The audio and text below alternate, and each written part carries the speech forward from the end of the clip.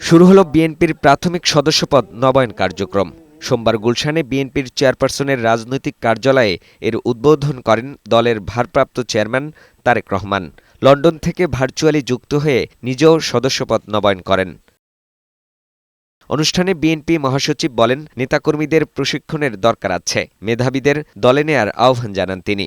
এখন কম্পালসারি করতে হবে প্রত্যেকটি উপজেলা এবং জেলাতে রাজনৈতিক প্রশিক্ষণ, এটা খুব জরুরি করতে হবে। প্রধান অতিথির বক্তব্যে বিএনপির ভারপ্রাপ্ত চেয়ারম্যান তারেক রহমান বলেন, দেশের ওপর দিয়ে ঝড় বয়ে গেছে, লণ্ডভণ্ড করে দেওয়া হয়েছে প্রতিটা সেক্টর।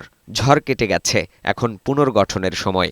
বিভিন্ন সময় তাদেরকে সংগঠিত করে ঐক্যবদ্ধভাবে সুন্দরভাবে অর্গানাইজ করে আপনারা সফল করেছিলেন।